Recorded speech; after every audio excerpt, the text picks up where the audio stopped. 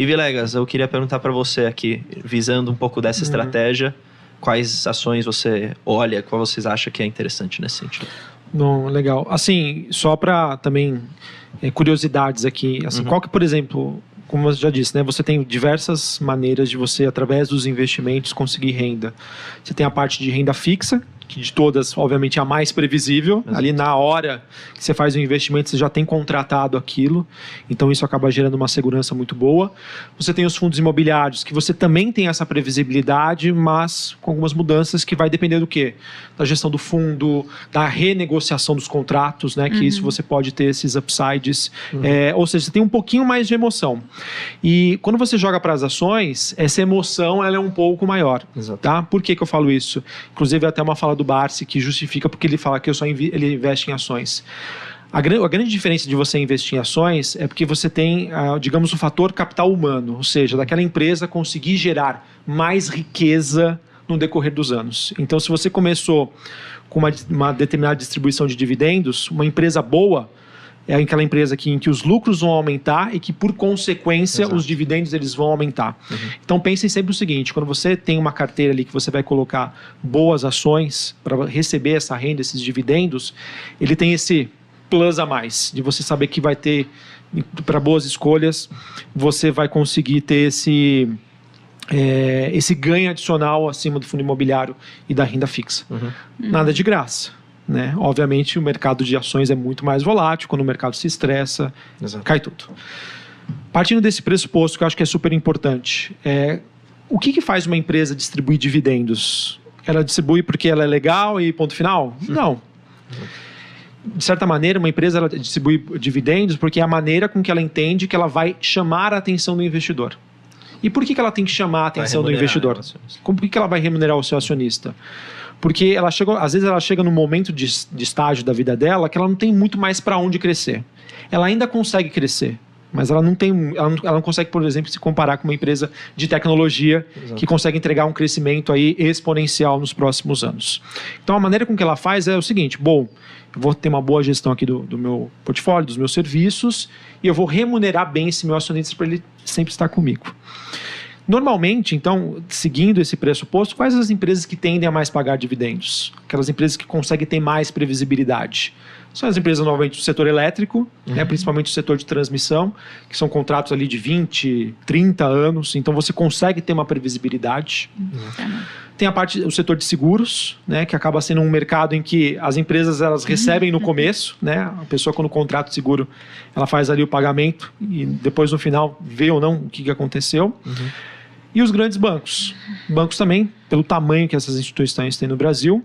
E um outro nicho de empresas, que às vezes até as pessoas não comentam aqui, mas que são ótimas pagadoras de dividendos, mas tem um porém aqui, que são as empresas ligadas às commodities. É verdade. As empresas ligadas a commodities, se a gente parar para pensar, se você olhar em qualquer tabelinha aí de quem pagou mais dividendo, foram as empresas ligadas a commodities. Olha a Vale, olha a Gerdau, olha a Petrobras, pô. Mas qual que é o porém dessas empresas ligadas a commodities? Cíclico. Elas vão depender do ciclo. Então, a empresa ligada a commodity, petróleo, ela tem uma capacidade ali de investimento.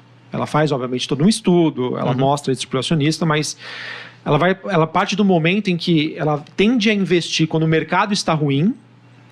Quando o mercado está muito bom, ela deixa de investir e ela tem um excedente de caixa muito grande. Exato. Então, a maneira com que ela faz, sabendo que ela não vai conseguir exponencializar o crescimento dela nos próximos anos, ela distribui isso na forma de proventos. Tendo esse raio-x, tá? Para o investidor que é conservador, faz o arroz com feijão. Setor elétrico ali, seguradoras e bancos. Para aquele investidor que gosta de dividendos, mas também tem essa característica de ter essa tática, consegue acompanhar o mercado, poxa, as empresas ligadas a commodities, se você acertar bem o ciclo dela, você vai receber muito mais dividendo que o setor elétrico, que bancos e seguradoras como um todo, tá? Um porém que eu faço aqui, que a gente, levando em consideração a questão do planejamento financeiro, pegando o gancho aí com o Luigi. Pessoal, eu sei que assim, não existe uma regrinha de bolso. Mas, olhando para um planejamento financeiro, se você, por exemplo, é uma pessoa mais jovem e está um pouco mais ali, já conhece o mercado, já entende, tenta diversificar um pouquinho mais, não foca somente em empresas que pagam bons dividendos. Dá para fazer o portfólio com várias porcentagens, um pouco em crescimento, um pouco em dividendo, um pouco em renda fixa. Porque às vezes... teoricamente, é o portfólio que se torna cada vez mais inteligente, né? Se você vai diversificando. Exatamente, mas é o seguinte, você tem o tempo ao seu favor. Exato, concordo. Então não foca 100%. Tem que ter essas empresas na carteira? Tem que ter, mas não 100%. Por que eu falo isso? Se é jovem ainda, você tem, sei lá, 10, 20, 30 anos pela frente, por que não também colocar empresas que geram esse crescimento? Porque você vai ter um crescimento exponencial nos próximos anos, se você conseguir acertar, e aí depois você transforma isso em renda quando você for aposentar. Tá? Então, até é uma frase minha que é mal interpretada, né? Eu falo assim, se você quer ser o Barsi, não faça totalmente como o Barsi faz agora. É legal essa frase. Porque no passado, ele não tinha... obviamente que ele pegou um mercado ainda inóspito, ele até era conservador e, como tinha pouca gente investindo, isso favoreceu ele. Mas se você quiser se tornar o Barsi, não adianta você comprar somente as empresas que ele compra. Eu gosto dessa estratégia de você também pensar... Tudo bem, você tem, como é o meu caso, né? Eu tenho essas ações que já pagam bastante dividendo, já são assim. Taesa, por exemplo, uma elétrica, um Banco do Brasil da vida. É isso. Mas você olha para outras empresas que podem crescer muito e que podem se tornar lá na frente uma boa pagadora. Exatamente. Uma recente que eu tô vendo e nunca nem finalizei, mas tá só no começo. Rumo pode se tornar uma boa pagadora. Exato. Quem sabe, né, o que vai acontecer. Mas hoje não paga muito.